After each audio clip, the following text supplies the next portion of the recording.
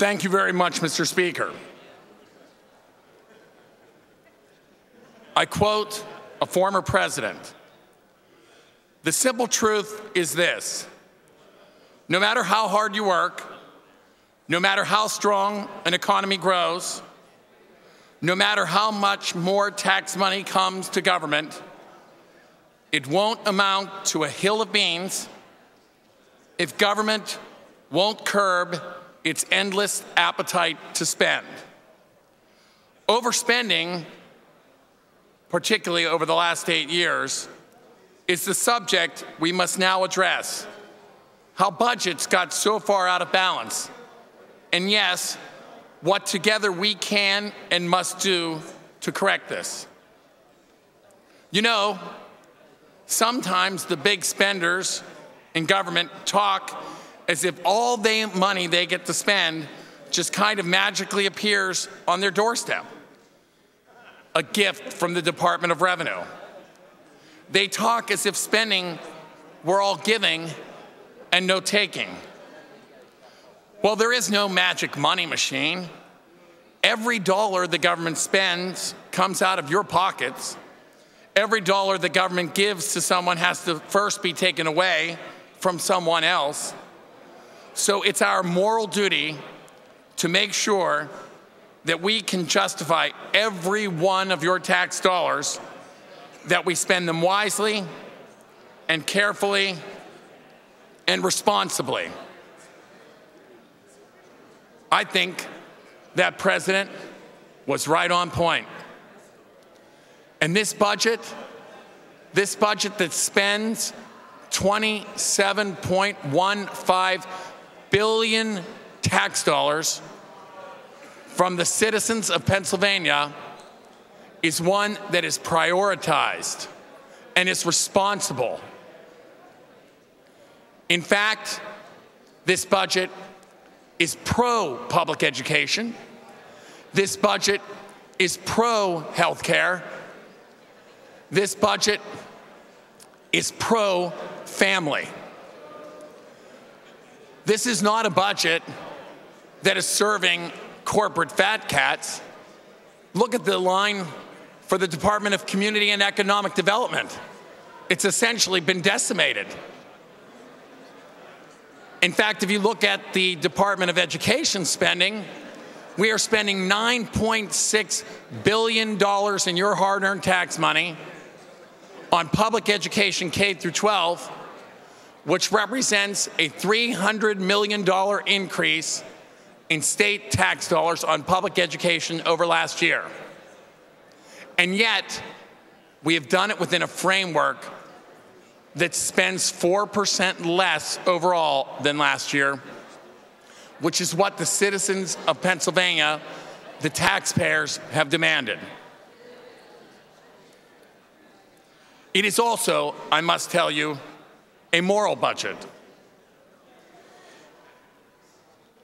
If you look at the governments in Europe, which are collapsing because of overborrowing and overspending and overtaxing, they are collapsing and they are taking away a complete social safety net from their citizens. And here's what a good religious individual said: a moral budget requires, quote, fiscal responsibility, sensitivity to the foundational role of the family, the primacy of the dignity of the human person, and the protection of all human life. Who, after all, will suffer the most if government spending continues to soar unabated? The example of the European nations shows. They're weathering financial crisis brought on by years of overspending and borrowing, and they've been forced to make drastic cuts in benefits to the retired, the sick, and the poor. The way to save programs that are needed is not to keep throwing more money at them. If they're to survive, serious reform is in order, and we need to greatly reduce waste, fraud, and abuse, and ensure we are getting the help to the people that actually need it. That's not only the fiscally responsible thing to do, it's the moral thing to do. We need to make sure that folks find the dignity in real work. And we need to make sure that folks find the dignity in self-help. A hand up is appropriate, but you do not want a culture of dependency. And you cannot continue a system developed under the last administration that provided an unchecked system of payouts to providers with no accountability. This budget, this prioritized budget, this reform, fiscally responsible budget sets the clock anew.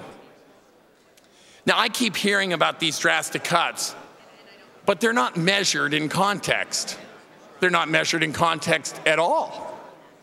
When you've had overspending over the last 8 years close to 40% when the rate of inflation was 20%, you're in need of a correction. When you've had budgets that have borrowed and borrowed and borrowed, where the debt service has now gone over $1 billion a year, you need a correction. When you have increased personal income taxes and business taxes such that the economy has stagnated and there are not the jobs that we once had, you need a correction. This fiscally responsible budget readjusts where we need to be and starts the clock anew. We have crafted a responsible, sustainable budget, cutting wasteful spending, dropping ineffective programs, and closing a $4 billion structural deficit. It is a responsible, on-time, pay-as-you-go budget with no new taxes and no new borrowing, ending the trend of spending money we don't have. Streamlining state government, the general fund budget eliminates or combines nearly 100 line items, eliminating wasteful, non-essential, and duplicative programs. And this budget is walking around money free. The general fund budget contains no lines that have been considered those WAMs which are in a non-competitive or formula-driven manner. And this legislature, unlike the past 8 years, is doing its part.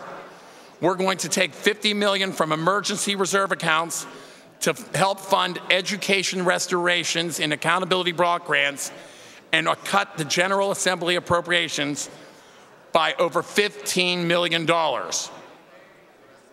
Now, we've opposed the last budgets.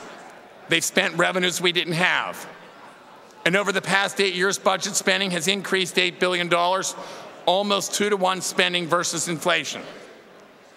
But this is the time when we can do the right thing for the citizens of Pennsylvania as fiscal stewards and as folks zeroing in, targeting in on the priorities that we need to focus upon. Keep in mind, we still have a weak economy, and you do not want to overspend or tax folks when you have an opportunity for job growth. The President's Democratic Federal Reserve Chairman and Secretary of Treasury both said that the economic slowdown is continuing, and it's due to factors which are longer-lived and will be operative still next year. We've had the lowest job creation in 8 months, consumer spending unexpectedly stagnated, the national unemployment rate went up, and housing starts went down. We are looking out for the future safety of our Pennsylvania citizens and recognize, like them and like the employers that provide family-sustaining jobs, we need to be prudent in our approach. Ladies and gentlemen, this is a historic budget in that it is fiscally responsible, prioritized, and on time. I urge you to vote yes.